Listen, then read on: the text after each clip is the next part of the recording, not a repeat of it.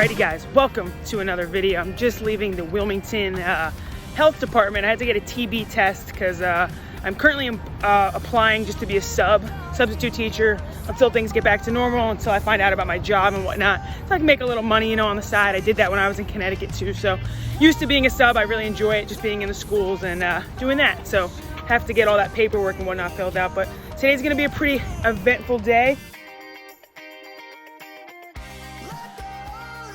About to head to the gym. It's about 8 a.m. right now. Gonna head to the gym. We got some training later tonight, and they're gonna do a bunch of work as usual, guys, on the computer today during the day. But the topic that I wanted to talk about in this video is actually going to be the factors that people don't really talk about that much when it comes to committing to a school or choosing what school that they want to go to, specifically when you're going to be an athlete at that school. So, you know, the big factors, obviously, I've talked about before, but these are three factors that kind of get glossed over that I think are really, really important to make sure you consider before committing. So whenever I'm out and I'm in a different location, I always try and get some drone shots. So this is the drone. We just landed her, DJI Mavic Mini. We just flew her off this main road over here. It's super loud, but so where I live is a ginormous city, like Wilmington, North Carolina. There's so many different parts of it.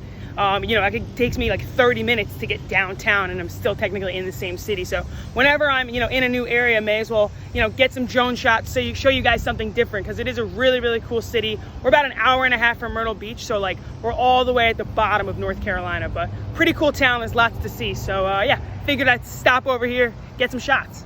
These horses in my car got me going fast. I just run through the dash, put my pedal to the gas. Going so fast, hope I don't crash. One false move, that could be my last. All right, at the gym, gonna hit a quick little cardio and abs session.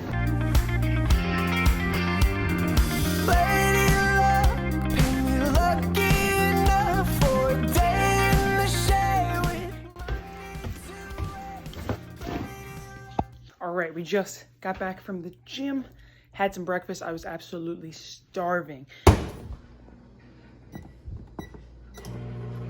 So yeah, just had a quick little cinnamon raisin bagel. Love those. I had a protein shake along with it. So first thing we're gonna talk about when it comes to the recruiting process again, and talking about the things that people don't really discuss too often, is the location of the school. This is huge, and if you're lucky enough to have the choice between, you know, 5, 10, 15 different colleges that are recruiting you, why not try and figure out what would be the best fit for you location-wise, right? So when I say location, I'm saying, do you like a city school? Do you like to be in the suburbs? Do you want a gated feel? And what kind of campus feel do you want? And how far away from home are you comfortable with? So location goes for the type of school and the proximity to your house. Be self-aware and know, are you somebody who needs to be close to home? Do you want to be able to go home more often than not? Or are you cool with being farther away where, you know, you have to take a flight every time you get home? So you got to just be self-aware about your personality, because you don't want to go somewhere and put yourself in a position where you might get homesick or you might be kind of miserable, you know, because you haven't seen your family in months. Now, everybody's different. I wasn't really like that. I loved being at school. I didn't really mind not being at home. But again, think of that, especially when game time comes around and your family wants to come to games, they want to see you play, and they either have to get on a flight to come see you play, so it's not going to be as feasible. So a lot of players, you know, it's weird if they don't see their family in the stands, and it was definitely an adjustment period. But just remember, think about how far away you want to be based on your personality. And then again, think about the campus feel. Do you like that gated campus? Because that's what I liked. I didn't want to be like walking in the middle of streets in like a city with like the public. I wanted a campus feel where there's like a nice quad, like everything is just kind of in one area. That's what my personal preference was. But you got to figure out, you might like a big city school, right? Where you're walking around, you can go shopping right there. You don't need a car, all that. So again, personality, preference, but just those are some factors to consider.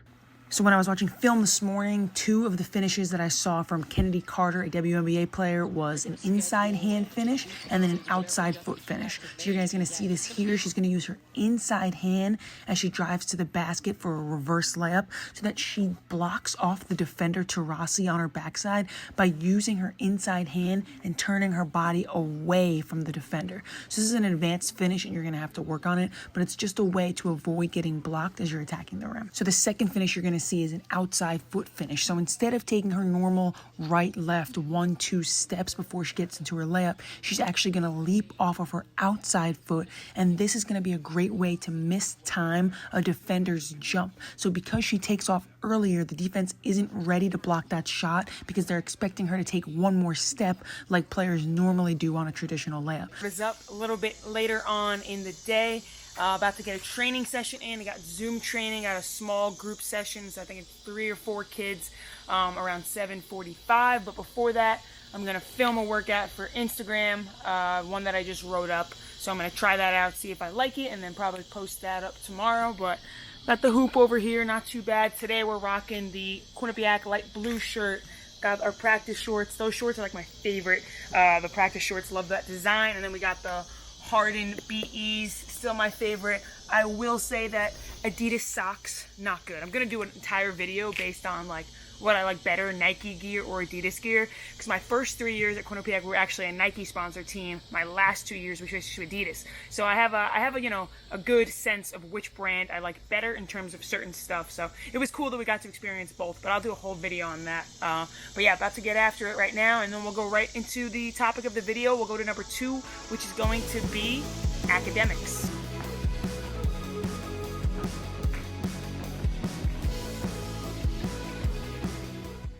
Guys, I'm going to jump into this workout. I don't want to show you the entire thing because I don't want to bore you, but the main focus is going to be finishing right now.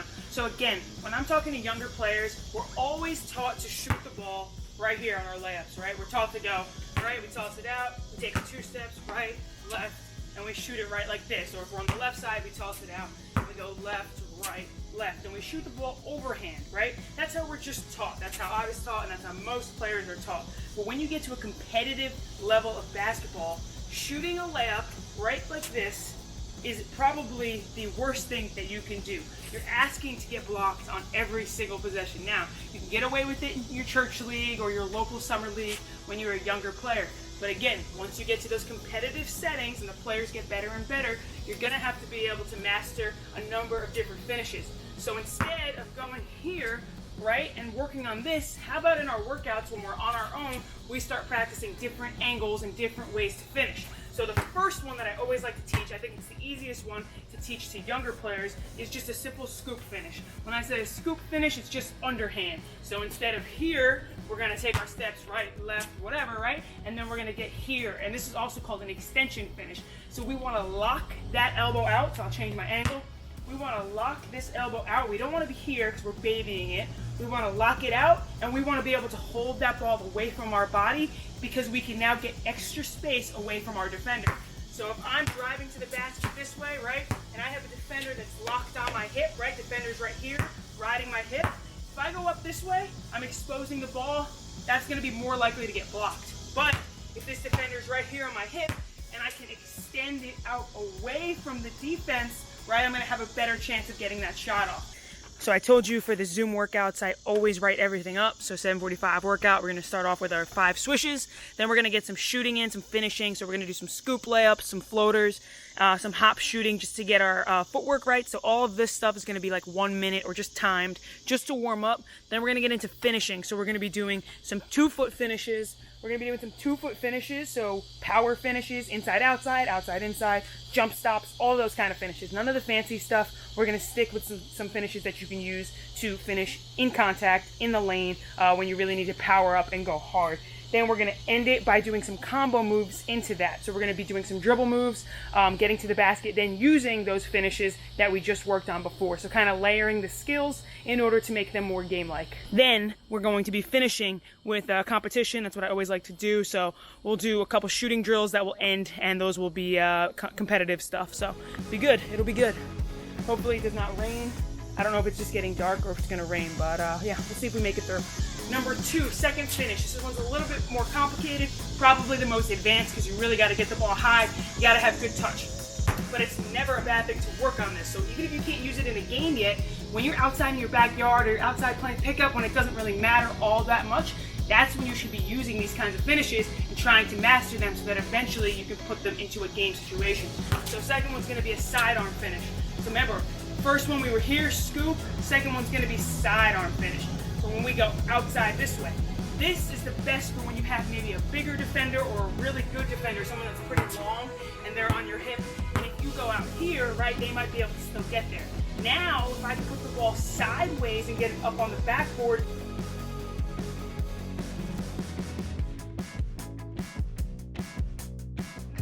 my body's in between the ball and the defender. So that's gonna help me here.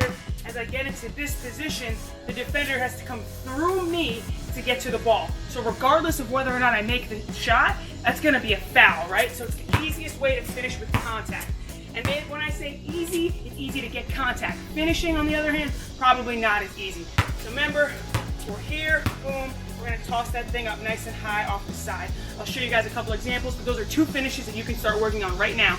We got our scoop, where we lock out, and we got our sidearm. If you watch any really good point guard, Kyrie Irving, even Sue Bird, Courtney Vandersloot, Luka Doncic, any of those really good point guards, they all have these finishes.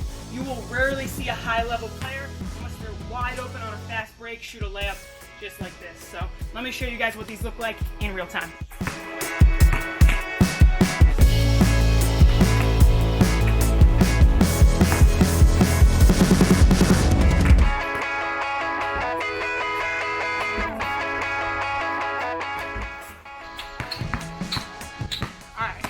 Getting to factor number 2, that this factor is definitely talked about. Don't get me wrong, I think it's more so parents are really worried about it, and that is academics. So when people are thinking academics in terms of scholarships and how it kind of fits in with the recruiting process, I kind of have a different answer than most people would think. And I don't want you guys to jump to conclusions when I start to talk about what I'm about to talk about, but I want you to really look at it big picture and think about you and your specific scenario. So when it comes to academics, I honestly believe that most schools at this day and age, at this point, right, they're charging you an absurd amount of money. So the fact that you're getting a scholarship and you're going to get a degree for free is literally the best thing that could ever happen to you in terms of your future. But they also, most of these schools offer the same curriculums at every school that you go to, right? I don't know many schools that don't have an education program or health sciences program or like the basic stuff, liberal arts, like whatever you want to do. So most schools do have around the same curriculums, the same options for you to choose from. Now, with that being said, there are definitely significant differences between an Ivy League school and, you know, just a regular state school. Obviously, I know that, I'm aware of that. So you have the opportunity, if you're somebody that has an opportunity to go to an Ivy League school or a school of that caliber where you're going to be coming out with a degree that's very, very valuable and you know what you want to do with it, then by all means, I think academics should be your main priority. But if you're just an average, average student, you're not really sure what you want to do yet, you're not like set on anything, which is most kids. Most kids coming out of high school have no idea what they want to do, or you think you know what you want to do, you get there and then you end up switching your major. That's what happens to a lot of us. So I wouldn't really let the academic piece, weigh too much on your decision. Now, this is obviously from my perspective, so everyone's going to have their own opinion, and by no means should you be listening to me necessarily, but I want you to just make sure you're taking in, the context of your personal situation. So for me, I didn't really know what I wanted to do. So whether or not I went to Quinnipiac or I went to Richmond or I went to Northeastern, I was just like, all right, yeah, I'll just do health sciences. And every school had that program. And when I switched to education, which is what I ended up switching to, pretty sure every school had an education program too. So what I'm saying is if you're not going for a super specific job or career, then most schools will be able to get you a degree, again, that you're not paying for at all, and you'll be able to get the same job regardless of where you go. But again, I understand that there are some exceptions that are schools that have really big names or really, significant branding that when you come out of there, you're going to be set for life. So totally understand that. But for the generic person who isn't sure what they're going to do, I would not let academics and like the idea that, I can't do this major, so I don't want to go there. I wouldn't let that kind of control your entire decision, because at the end of the day, you're going to find something that you like. You're probably going to end up changing your mind anyway. So I would go more so for the fit. If you love the school, you love the coach, you love the players, enjoy your years there, and you will find something academically that you enjoy. Turn the music up, we wanna hear it. We can break it down until we feel it. Day 3 of the vlog. You guys know what it is, getting that morning cardio in, getting these miles in right now. 45 minutes in, gonna go for an hour today. But day 3 of the vlog, always start my morning off with the cardio, gets the juices flowing, feel super productive after I do it. Bumping up the speed today too. So no matter how mundane or how boring it might be to do the same thing every single day, once you get into that rhythm, you're just gonna fall in love with the process, and that's pretty much what I've done. So welcome, day 3 of the vlog. What is up, guys? Back. It's about 12:30 right now. I actually thought it was earlier. So this morning I actually did some work before I hopped on the treadmill to do cardio, but we're doing a very late breakfast now. My coffee kind of held me over. Today we got the Kodiaks. These are chocolate chip flavor. Just opened these. Never had the chocolate chip. I've only had the dark chocolate and the cinnamon oat. So these should be pretty good. Yeah, but heating the waffle maker up right over here, and then we make this with obviously the Kodiak cakes. We throw some almond milk in there, and we're also gonna throw in 1 egg. Yeah, then we're gonna mix that up. Then we'll put it on the waffle maker, throw some chocolate chips probably on at the end, even though I know it's chocolate chip, but we'll always add a little bit of peanut butter chocolate chips after that, and that'll be breakfast. And then we're gonna head back to the computer. Currently working on a breakdown of last night's WNBA game, so I'm recapping the entire 4th quarter. So this was the Sky and the Aces game. So this is Final Cut Pro that I've been using now. I used to be an Adobe user. So I've recently been testing out Final Cut Pro, the editing software. They have like a 90-day free trial, so I didn't have to pay any money, obviously. Just testing it out, seeing how I like it. I've used Adobe Premiere for the last 2 years whenever I first started learning how to make videos. Obviously I started with iMovie, and I really actually hated iMovie. I think iMovie is low-key more complicated than Adobe or Final Cut, and maybe that's just me. But yeah, Adobe was like my go-to, but I've had so many problems with it. It freezes all the time, it's slow. The export is just, it takes so long just to export like a 30-second video. So once I jumped onto Final Cut, I had to, obviously a little bit of a learning curve, had to kind of figure out how it works and everything with a timeline and importing the footage, but I've pretty much got the hang of it now. So everything we've been doing is on Final Cut, and it's been so much faster. I've been able to put out literally 3 times the amount of videos, like the short kind of videos per day, not really YouTube videos because those take a little bit longer to edit, but 3 times the amount of like basketball breakdowns, clips, all that kind of stuff, because Final Cut is just that much faster, literally exports a video in like 15 to 20 seconds.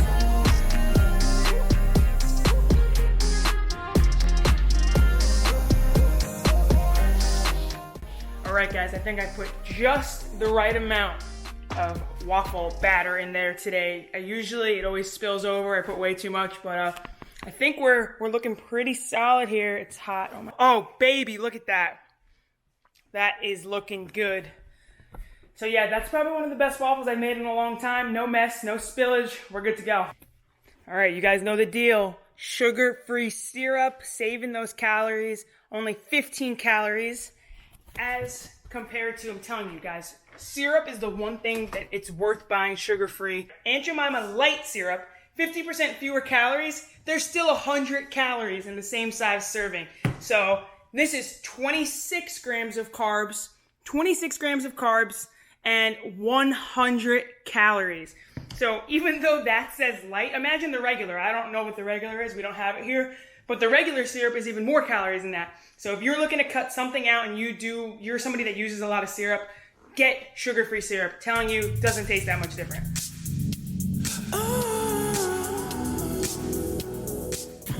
Okay, let's get to the last point of the video. So now we talked about location, proximity to campus. We talked about, this is a little crooked right here. We talked about academics, and again, I don't want you guys to think that I do not care about academics at all, because that's not the case.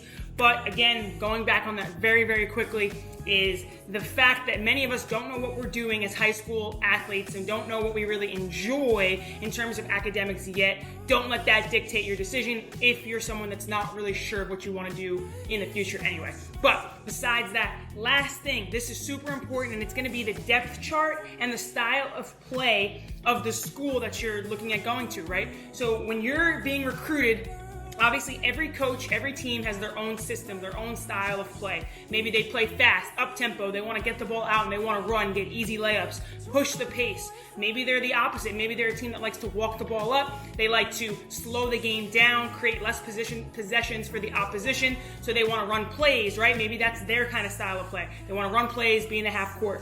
be self-aware of how you play, what your strengths are, and then kind of see where they align in terms of with the school that's recruiting you. So if you're someone who is a player who loves to get up and down, you love to run the floor, leak out for layups, you're quick, you're fast, why go to a school that's not their style of play, so you're kind of going to be pigeonholed into something that isn't as comfortable for you, right? Walking the ball up the floor, that's not your style. You can't expect a coach to change their entire style just for you. Sometimes maybe if you're good enough, they will, right? They're gonna cater obviously to who's on the team, who's like the personnel that they have. But if you can go somewhere that you can automatically see yourself fitting into that offense and that system, then I think that's just the power to you, and that's just an advantage, and you're gonna be able to have a smoother transition to college basketball. So be self-aware about your skill set, and then also just be versatile. Like for me, I was a little bit of both. So in New York City, I was playing pick and roll basketball. I was playing pickup style basketball. But I also knew in the back of my head, right, I was never the fastest player. I was never the most athletic. I was more so just someone that could kind of do a little bit of everything. So I knew I would be able to fit into a motion offense that we run at Quinnipiac. So that was okay for me. I wasn't just an isolation player that wasn't playing to my strengths. So going to a team where I might have had to be someone that had to put it on the ground and make 3 dribble crossover moves to get to the basket and score, that might not have been towards my strength. For me, I'm better at basketball IQ. Let me read this screen. Let me go here. Let me take advantage of any mistakes that the defense makes. So playing in a motion system for me just was a better fit overall. So again, just be self-aware. And then at the same time, make sure that you're watching these teams play before you go and say yes to a coach, right? If you've never seen the team that's recruiting you play, you better get on ESPN, get on YouTube, whatever you have to do to look up some highlights. Don't just believe everything that a coach says, right? Because a lot of coaches, they want to run this style of player, they want to have this philosophy, but a lot of times, it doesn't really work out that way, A coach would love to play up-tempo, but in reality, when you watch, they're not really playing that fast. So you got to be aware of that and do your own research. Look up the stats of the team, look up the players. How many point guards are there in front of you? If you're a point guard and you want to go in and play a lot of minutes your freshman year, if you have 3 point guards on the roster already, you're going to be in for a rude awakening unless you're a lot better than them, because players who have been there longer have more experience. Obviously, they know the system, they know what's expected. So as a freshman, you got to be ready to sit the bench then, right? So you just got to be aware in terms of depth chart, style of play, all that. So make sure that you're just not going into blind when you're committing to schools. Also, see where you fit in so that transition and that chemistry can kind of just click right away. But those are my 3 tips for you guys that I feel like get kind of overlooked. We don't really talk about location, and I think it's a big thing.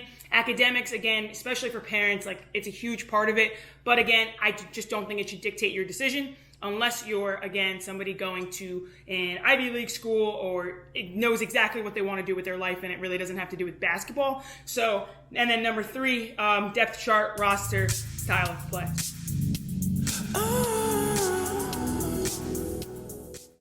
Hardest workout from Coach B. The first one, and it's on the top of the list, is stadiums. And stadiums only happened during summer session. Explain, what are stadiums for people who don't know? So our arena has these stadiums, and basically what you do is you sprint up it and down it as fast as you can. I think it's 8 times, up and down, up and down, up and down, as quickly as possible. And you have I think the first week is 4 sets of those. Right, and you have to do it within a certain time, right? Within a certain time frame. I don't know what the freaking time frame was, but let me tell you, it sucked. I think I did them the one summer that I was there. So I only stayed summer 1 going into my senior year, and it was the best decision I ever made. I wish I had taken a page out of your book and stayed the other ones, but I got in such great shape. But I remember they were brutal. And when we're talking stairs, we're not talking 10 stairs and it's a little. These are a big arena. Picture a huge arena that you're going up probably 50 or 60 stairs at least. At least, and then at the very top, when you're tired, these stairs get longer. They change height. Yeah. But when you're exhausted, now you got to really stretch your legs out at the damn top. Right. And I damn near tripped down the whole flight of stairs, hitting. Got super caught up this past weekend and this past week, doing other stuff besides YouTube videos. I just started a podcast, which I had my first guest on, so that was really, really exciting. It came out awesome. Adelie Martucci, if you guys haven't listened to that episode yet, please go check it out. We spent about an hour and a half sitting down, literally just a very raw conversation. Like, that's kind of what I'm going for with the podcast. I don't really want it to be more of an interview. I want it to be more of just a conversation. Like, I don't really want to have to cut stuff out, edit it. There's a couple curse words in there, so it is explicit. I'm sorry for that. But, I think it's just a lot more valuable when you know it's not formal and when it's actually coming from the heart. Everything that's being said is like real and not kind of staged. So that's the idea behind the podcast. Whenever I have somebody on, to make it like a total conversation, me and her just talking, or me or whoever it is just kind of talking, going back and forth and just sharing ideas, sharing what we've learned, all that kind of stuff. So I got a lot of good feedback on the first episode. It was so much fun. So Addie will definitely be back on there again on the podcast. So that was good. But I got some exciting new cards in the mail, so let me show you guys this. So I've been on the card kick. So I just actually sold a Sabrina. So I sold another Sabrina, so I got 2 left. We got Jewel Lloyd rookie card in. So this one I'm going to hang on to. It has her signature on there. Obviously, it's not, I don't know if it's the original card, but Jewel Lloyd. So I'm going to keep this one. This one's going to go for a lot probably one day because she's one of the best. Tiara McCowan, this is a little bit of a gamble. So Tiara McCowan is a great player. She's from Mississippi State. She's obviously huge. So I think she's like 6'6", 6'7", maybe. So she's one of the biggest players in WNBA. A little bit of a gamble because she's good, but she's kind of raw in terms of her skills. Like, her size helps her so much. I don't know how skilled she'll be, so it's going to be a make or break, but I was willing to take the risk on that because I think she can be a really dynamic player if she's put in the right system and, in the right situation. Then we grabbed up actually 3 Nafisa Collier rookie cards. So we got 2 of these ones, and then 1 is from her draft day. So 3 of those as well. So Nafisa Collier is going to go down. She's going to be a legend. She was already Rookie of the Year last year. I fully believe that. So picking up a few of those cards, to me, I'm going to hold on to them for the rest of her career. I think those are going to be really smart moves because she's a great player. An investment on them is it's fun, honestly. Like seeing, okay, Nafisa Collier is playing really well. I know she's going to be a really, really good player. And in 10 years from now, when she's retiring, that card that I bought for $10 maybe is going to be probably, 50, 60. If the women's basketball game, continues to grow, it's going to be more than that. A Brianna Stewart rookie card right now is like over $100. So she's going to be a legend. That's the one I want to pick up and invest in because that's going to keep getting higher and higher. Once you're done with the V's, we'll go right to our in and outs. Remember, shift. Don't just go through the motions. Shift. Shift.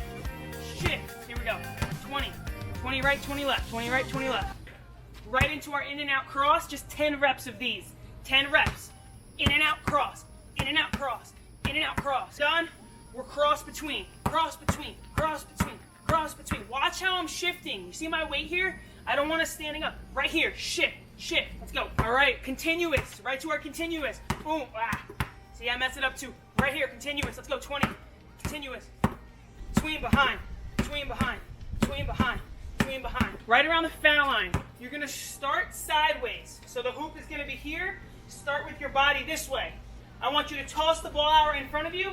Toss it out. On the bounce. As it comes up, we turn, feet set, and we shoot. So we're here. Boom. Shot. It's all about getting our feet set, right? So we start sideways, drop it, and turn. When we turn, we come down and we go up, right? So we're here, we go here, and we go straight up. I don't want us to catch it up, come down, then go up, right? We got to be quick. So we come here, grab it, down, right up, okay? So it's quick. Get those feet set. I need you to make 5 each direction.